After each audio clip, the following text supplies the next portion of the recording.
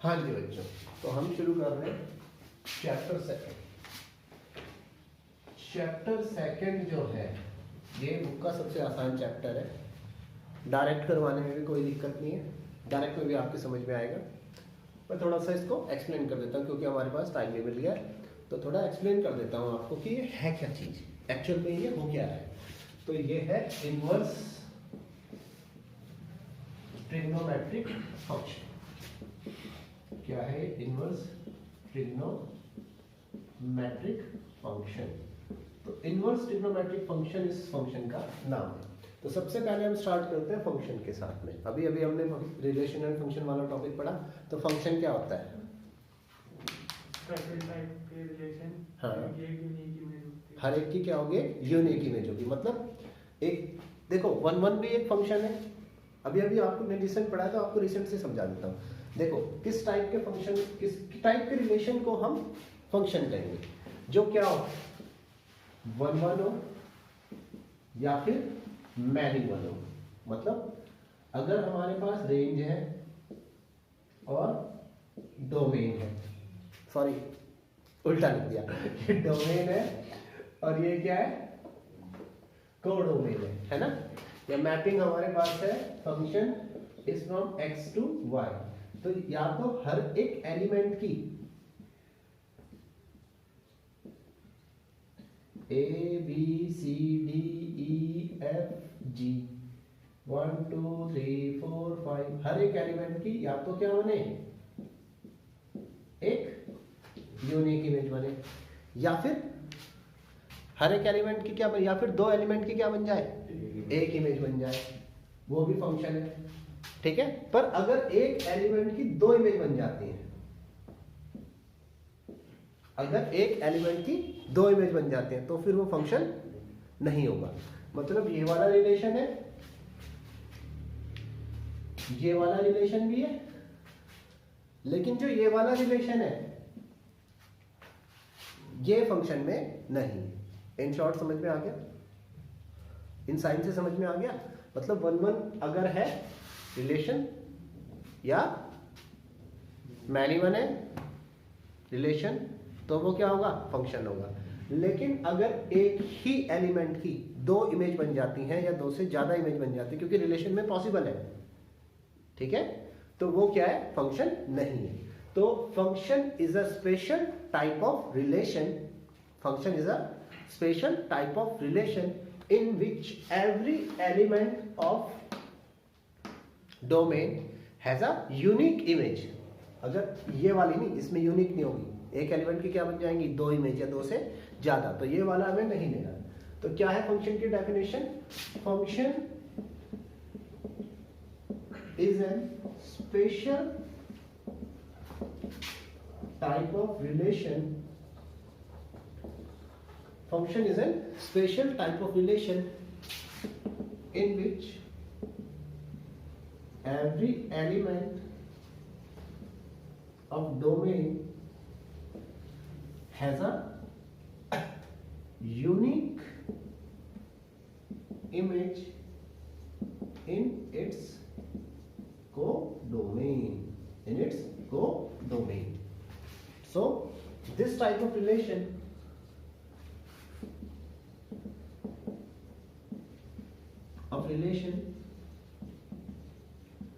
is known as function। तो इस type का रिलेशन क्या होगा, फंक्शन होगा। लेकिन यहाँ पर फंक्शन की बात नहीं हो रही है, यहाँ पर हो रही है फंक्शन हमने डिफाइन कर दिया। किसकी बात हो रही है? ट्रिग्नोमेट्रिक फंक्शन की। बाद में इनवर्स में भी आएंगे ट्रिग्नोमेट्रिक फंक्शंस। तो हमारे पास में ट्रिग्नोमेट्रिक फंक्शन से डायरेक्ट सी बात है, ट्रिग्नोमेट्रिक फंक्शन है तो ट्रिग्नोमेट्रिक रेशियो से स्टार्ट करेंगे। ट्रिग्नोमेट्रिक रेशियोज अगर हम कहें sin x, cos x, tan x, cot x, sec x, cosec x, इनके अलावा तो कुछ नहीं होते। ठीक है, ये क्या है ट्रिग्नोमेट्रिक रेशियोज। अगर मैं इसे फंक्शन में लिखना चाहूँ तो fx इक्वल्स टू मैंने लिख सकता हूँ, क्या लिख सकता हूँ, fx इक्वल्स टू से लिख सकते हैं। ठीक है। अगर आपने शायद पता नहीं मैथमेटिक्स में तो है नहीं, फिजिक्स या केमिस्ट्री में कहीं देखी होगी तो ट्रिग्नोमेट्रिक टेबल होती है क्या फिजिक्स या केमिस्ट्री में? नहीं है नहीं तो छोड़ो, हो तो भी बताता हूँ। साइन 1 डिग्री की भी वैल्यू होती है, साइन 2 डिग्री की भी वैल्यू होती है, साइन 3 4 5 6 1.5 सभी की कुछ ना कुछ वैल्यू होती है। ट्रिग्नोमेट्रिक टेबल में आप देख लेना, सभी डिग्रीज की क्या होती है, कोई ना कोई वैल्यू होती है। मतलब अगर हम यहाँ पर x की वैल्यू रखते जाएंगे, x की वैल्यू रखते जाएंगे तो हमें कुछ ना कुछ क्या मिलता जाएगा, fx मिलता जाएगा। और वो क्या होगा, हर एक डिग्री के लिए यूनिक होगा, हर एक डिग्री के लिए क्या होगा, यूनिक। देखो कहीं साइन के टेबल पे ऐसा तो नहीं है कि साइन 30 डिग्री की वैल्यू भी और साइन 45 डिग्री की वैल्यू भी, ऐसा तो नहीं कि साइन 30 डिग्री की वैल्यू अलग अलग हो रही है, ऐसा नहीं है। साइन 45 की वैल्यू अलग अलग हो रही है, ऐसा नहीं है ना। दो की वैल्यू सेम हो सकती है, कैसे हो सकती है, अगर हम आगे जाएंगे 180 से आगे तो फिर वैल्यू सेम भी आ जाएगी। मेरी बात समझ में आ रही है? तो x क्या होगा यहाँ पर ट्रिग्नोमेट्रिक फंक्शन का डोमेन, x क्या होगा ट्रिग्नोमेट्रिक फंक्शन का डोमेन। और जो वैल्यूज आएंगी वो क्या होंगी बच्चों, उसकी रेंज, कोडोमेन नहीं होंगी, जो वैल्यू आएंगी वो क्या होंगी, उसकी रेंज होगी। तो अगर मैं इनका डोमेन देखूं,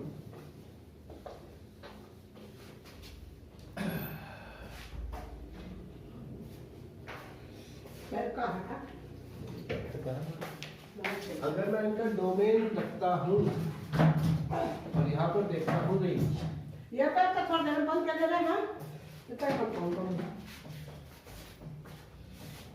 ठीक है। तो डोमेन में हम क्या रख सकते हैं, इसमें x की कोई भी वैल्यू रख सकते हैं, ठीक है, इमेज आएगी ही आएगी। तो भैया जब इसका डोमेन रखूंगा तो रियल नंबर्स आ जाएंगे।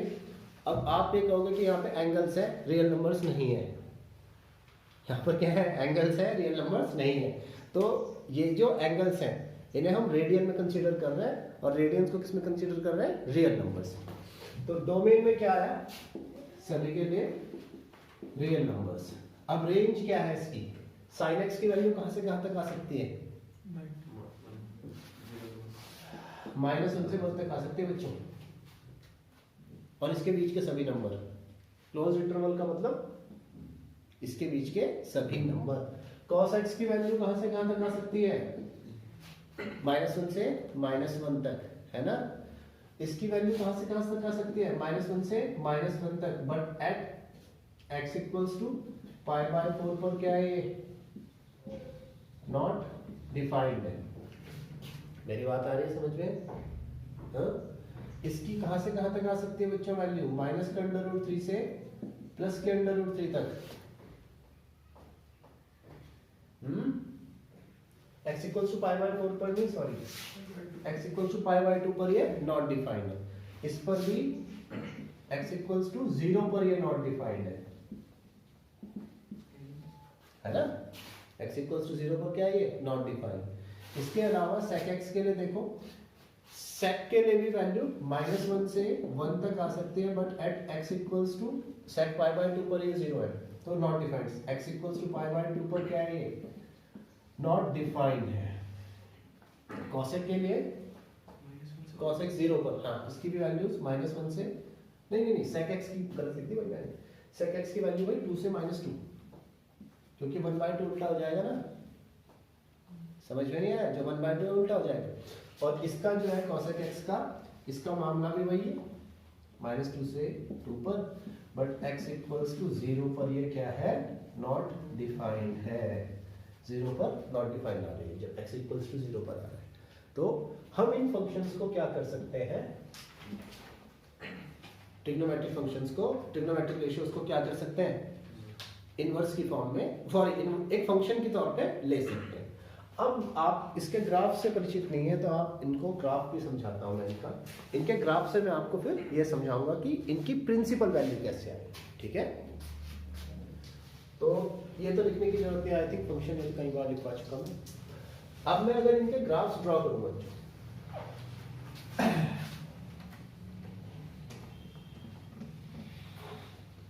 तो क्या होता है,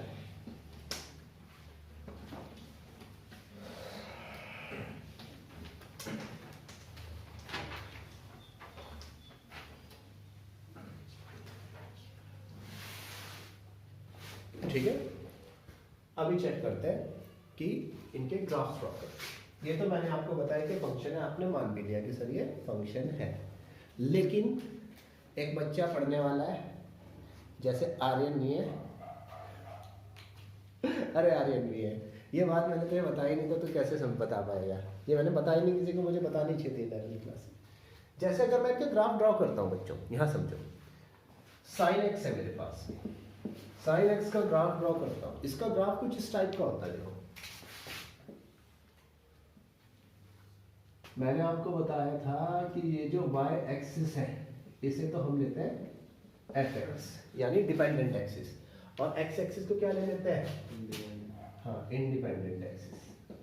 अगर हम साइन एक्स का ग्राफ ड्रॉ करें ना बच्चों, मतलब वैल्यूज रखते जाएं इस पे 1 degree 2 degree 3 degree 4 degree 5 degree 360 degree, आगे भी जा सकती हैं पीछे भी आ सकती हैं, नेगेटिव वाले नेगेटिव साइन के साथ आ जाएंगे। तो इसका ग्राफ कुछ इस तरह का आता है,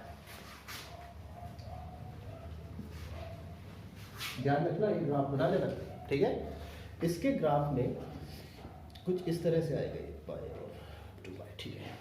0 आप ये समझिए, 0 के बाद हमारे पास में क्या आता है, π/3, नहीं सॉरी π/6, फिर आता है π/4, फिर आएगा π/2,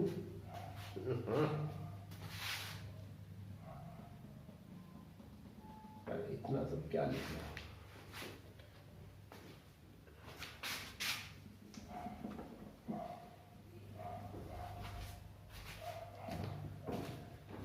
बहुत बड़ा ग्राफ बन जाएगा।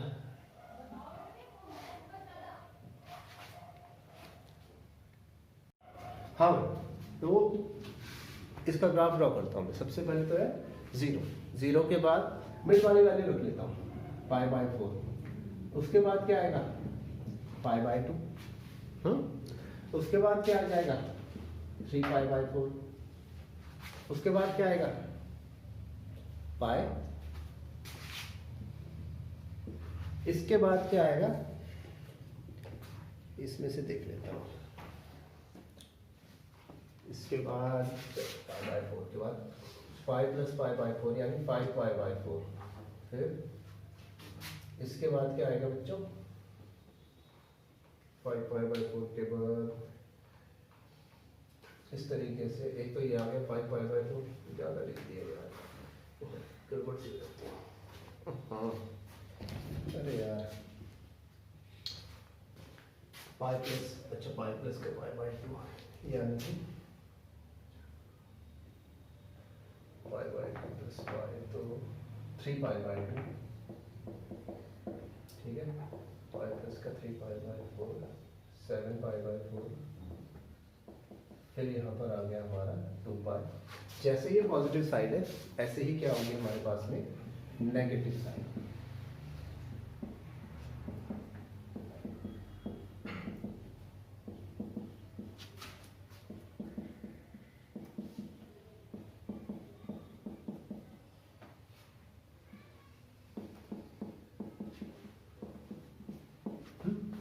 अब इसका जब ग्राफ हमने ड्रॉ करते हैं ना, तो इसका ग्राफ देखो किस साइड किस टाइप से ड्रॉ होता है।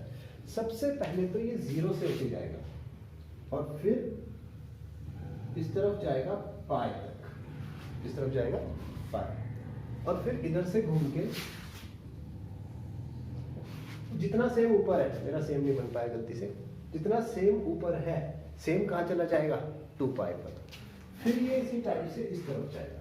जब मैं इस साइड जाता हूँ तो 0 से कहाँ जाएगा -π, फिर घूम के कहाँ जाएगा -2π, मतलब इस टाइप से इसका ग्राफ है, ठीक है।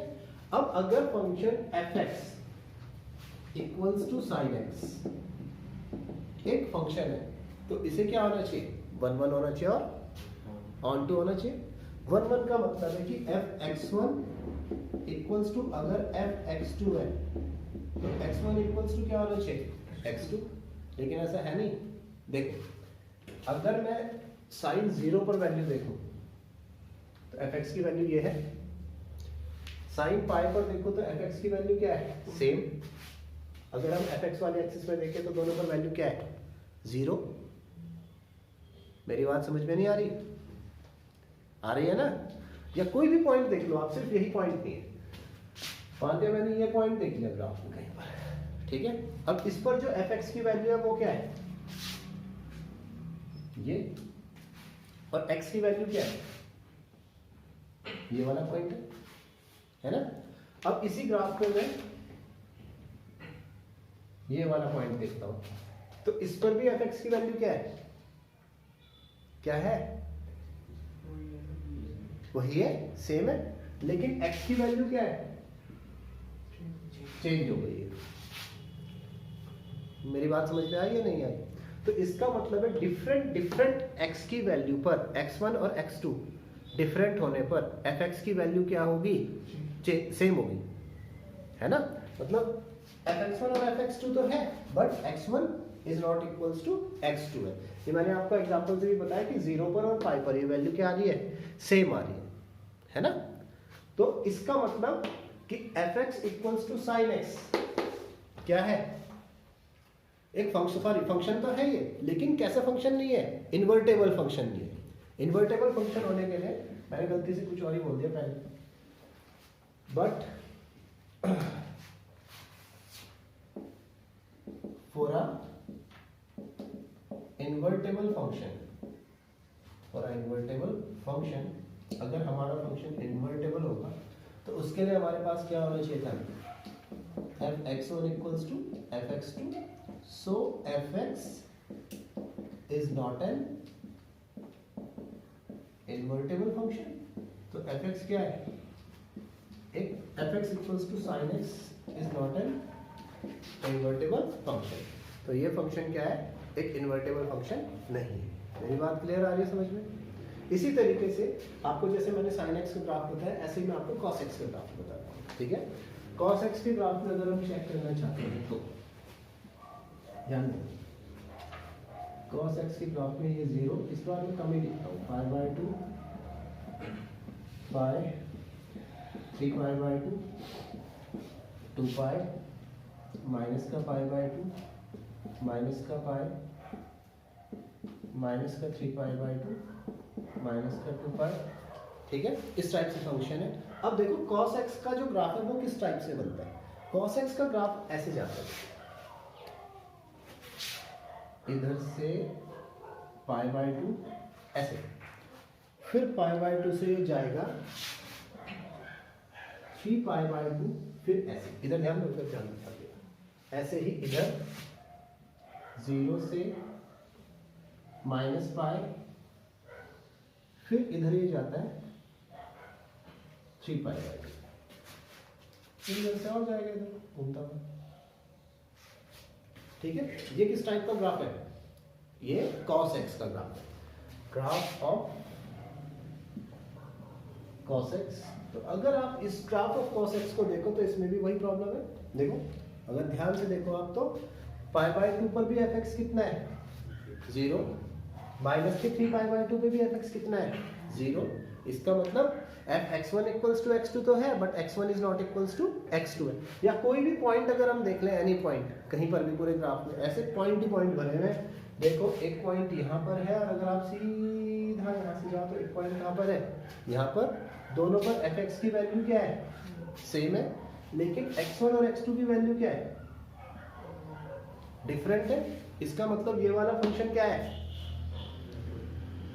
क्या है फंक्शन, इन्वर्टेबल नहीं है। अच्छा एक बात मैं आपको बता दूं, जैसे आप भूल गए कि ग्राफ कैसे बनाने हैं, तो आपको एक बेसिक चीज तो पता है कि साइन 0 डिग्री पर वैल्यू क्या होती है, 0।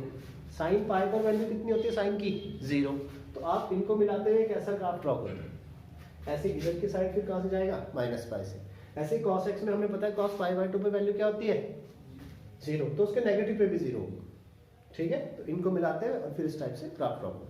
तो यहाँ से हमें क्लियरली शो हो रहा है कि cos x क्या है, इन्वर्टेबल फंक्शन नहीं है।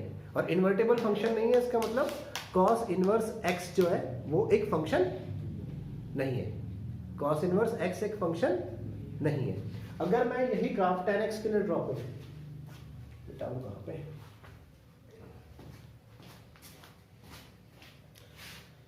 यही ग्राफ मैं ड्रॉ करता हूं tan x के लिए। तो tan x के लिए जो ग्राफ मैंने ड्रॉ किया तो उसमें देखो जरा,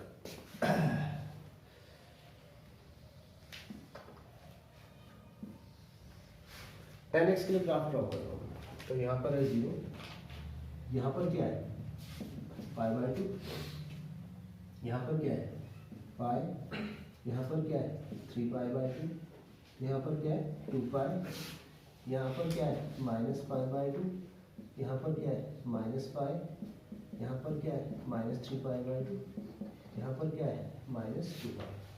मेरी बात समझ में आ रही है? अब एक बात ध्यान रखना बच्चों, cos 10 में जो है एक खास बात ध्यान रखो, मेरी बात सुनो पहले। 10π/2 की वैल्यू क्या होती है? Not defined. इसका मतलब हम उसे fx पर नहीं दिखा सकते। ऐसे ही 10 -π/2 पर भी क्या आएगा, वो नॉट डिफाइंड। इसका मतलब वो फंक्शन fx पर नहीं दिखा सकते, मतलब जैसे हम यहाँ पे तो उसे दिखा पा रहे हैं, उसे नहीं दिखा सकते। तो देखो इसका ग्राफ किस टाइप से ड्रॉ होता है।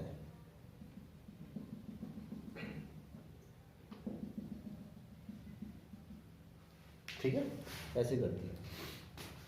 tan 0 डिग्री पर क्या है 0, तो यहां से स्टार्ट होगा, इस साइड बढ़ता जाएगा, लेकिन 90 डिग्री पर कहीं नहीं आएगा। इस साइड बढ़ता, ये लाइन कहां तक चली जाएगी? इनफाइनाइट तक। मेरी बात समझ में आ रही है? और इस साइड भी ये क्या होगा, इधर चला जाएगा। सेम यही प्रोसेस हम इधर करेंगे। सही नहीं बने देखिएगा आपने से, ठीक है। सेम यही प्रोसेस यहाँ आएंगे, इस टाइप से ग्राफ बनेगा, ये इस टाइप से ग्राफ बनेगा। तो आप इस ग्राफ में देखो कि इसमें भी कई जगहों पर कई सारी वैल्यूज पर वैल्यू सेम है। जैसे अगर हम ये 2 पॉइंट ले लेते हैं, तो इनकी जो रेडियन वैल्यू है वो क्या होगी? सेम। इनकी fx वैल्यू क्या होगी? सेम। बट इनकी जो रेडियन वैल्यू है, एंगल वैल्यू है, वो क्या होगी? डिफरेंट। इसका मतलब tan इनवर्स x के लिए भी फंक्शन क्या करेगा? Inverse does not exist. और जब इनवर्स डज नॉट एग्जिस्ट होगा, तो फिर इनवर्स ट्रिग्नोमेट्रिक फंक्शन कैसे होंगे? चैप्टर कैसे आगे बढ़ेगा? तो चैप्टर खत्म करके अगला चैप्टर शुरू कर देते हैं। लेकिन ऐसा है नहीं भाई, ठीक है, ऐसा है नहीं। चैप्टर है, बहुत छोटा सा है लेकिन अच्छा है, ठीक है। तो अभी आप यही वाला ग्राफ बनाओ, फिर समझाता हूँ कि कैसे ये चैप्टर आगे बढ़ता है। हाँ भाई बच्चों, तो कल के वीडियो में मैंने आपको इनके ग्राफ बताए थे, कल हमने इनके ग्राफ के बारे में भी पढ़ाया था। तो fx equals to sin x का ग्राफ तो ये है, ठीक है। fx equals to cos x का ग्राफ ये है, और fx equals to tan x का ग्राफ ये है। मेरी बात समझ में आ रही है नहीं आ रही? अब इन ग्राफ्स में हमने क्या कहा कि ये ग्राफ्स 1 1 नहीं है, और अगर ये ग्राफ्स 1 1 नहीं है तो इसका मतलब क्या है? ये बाइजेक्टिव नहीं है। और अगर बाइजेक्टिव नहीं है तो इसका मतलब ये क्या है? इनका इन्वर्टेबल नहीं है। इसका मतलब इन ग्राफ्स का इनवर्स एग्जिस्ट नहीं करता। लेकिन ये एक्सरसाइज किस पर बेस्ड है? इनवर्स ट्रिग्नोमेट्रिक फंक्शंस पर। तो देखो बच्चों, इन ग्राफ्स का इनवर्स तो एग्जिस्ट नहीं करता, लेकिन अगर हम कुछ स्पेसिफिक कंडीशंस को ले लें, मतलब इन पर कुछ बाउंडेशन लगा दें। जैसे sin x के लिए ये हमारा माइनस का π/2 से प्लस का π/2, हम ग्राफ का इतना सेक्शन देख रहे हैं, इतना, सिर्फ इतना। तो देखो इस पे कहीं पर भी दो fx की वैल्यू सेम नहीं आएंगी। मेरी बात समझ में आई या नहीं आई? नहीं आई क्या भाई? इस ग्राफ में कहीं पर भी हर जगह देखना, अगर fx1 इक्वल्स टू fx2 है तो x1 इक्वल्स टू क्या होगा? x2 ही होगा। समझ में नहीं आया?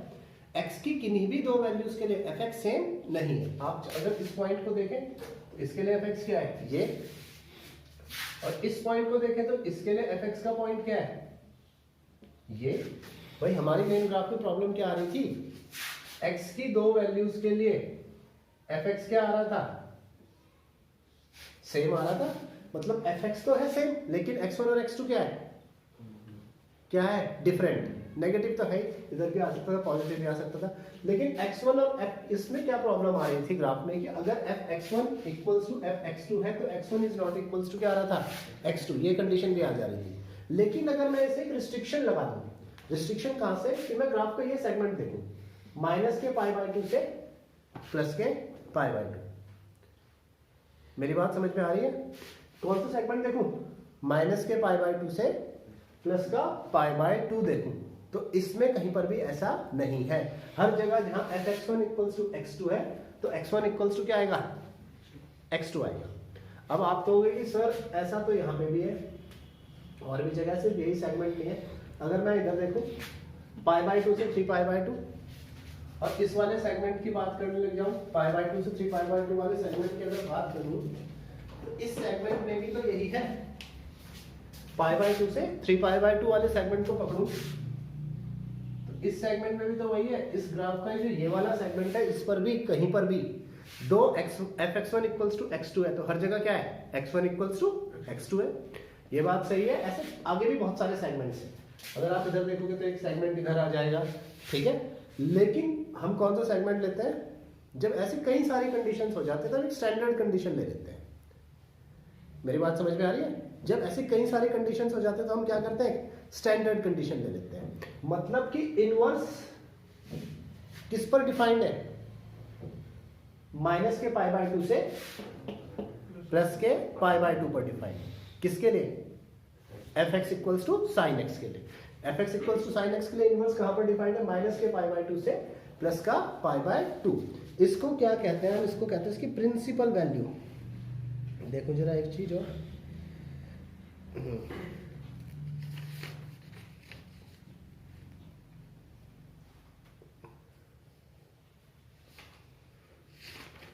अच्छा अब इसके बाद जो है नेक्स्ट देखो, नेक्स्ट अगला वाला कौन सा ग्रुप है हमारा, fx equals to sine x। तो fx equals to sine x के लिए, fx equals to sine x का ग्राफ ये है बच्चों, sorry fx equals to cos x का ग्राफ ये है, क्योंकि हम लोग इसकी बात कर रहा है। तो इसमें देखो, इसमें भी ऐसा कोई ना कोई सेगमेंट लेना पड़ेगा हमें जहां पर रिपीटेशन ना हो। कल क्या प्रॉब्लम आ गई थी कि दो पॉइंट्स के लिए ग्राफ में, ये दो पॉइंट्स है,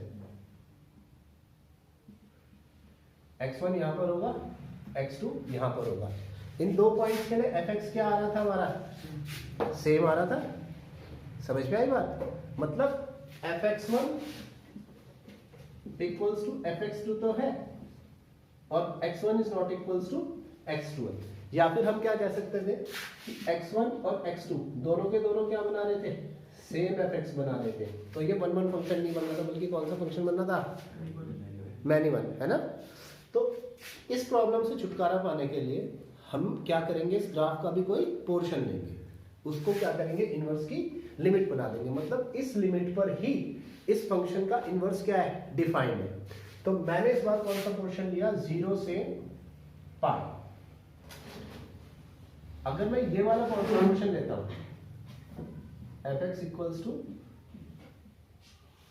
0 से पाई, ग्राफ का ये वाला अगर मैंने पोर्शन ले लिया तो इस पर देखो कहीं पर भी ऐसा नहीं है कि x1 fx1 equals to x2 हो तो x1 is not equals to x2 हो। हर एक पॉइंट पर fx क्या होगा,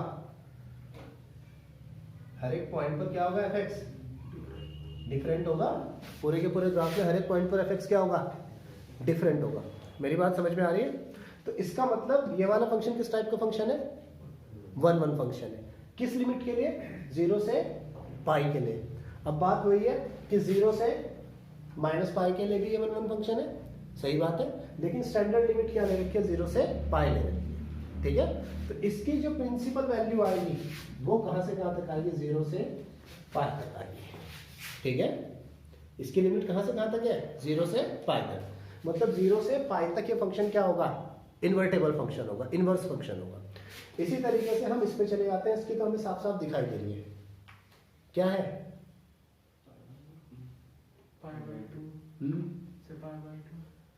माइनस π/2 से प्लस π/2। लेकिन इसमें एक बात ध्यान रखना, ये π/2 पर नॉट डिफाइंड है, मतलब ये ऊपर जाता तो जा रहा है, ऊपर ये जाता तो जा रहा है लेकिन कहीं पर मिलेगा नहीं। कहां पर मिलेगा? इनफाइनाइट पर मिलेगा। तो इसके लिए जो हम लिमिट डिफाइन करेंगे वो ओपन इंटरवल करेंगे माइनस के π/2 से प्लस का π/2। मेरी बात समझ में आ गई? क्यों इन्हीं इंटरवल्स पर ये फंक्शन के इनवर्स डिफाइन है। समझ में आ गया कि स्पेसिफिकली इन इंटरवल्स पर ही फंक्शन क्यों डिफाइन है। क्लियर हो गया? अब इसके बाद जो है sin x cos x और tan x के तो मैंने ग्राफ बना के समझा दिए। बाकी sec x cosec x और cot x के डायरेक्ट लिख दूं? तो देखो भाई कहाँ पर है ये sec x cos x और cosec x के, हाँ यहाँ पर। तो ये वाले जो है अगर किसी का बुक से मन करे तो भाई देख लेना। तो इसके बाद जो cot x है cosec x, फिर एक साथ लिखेंगे।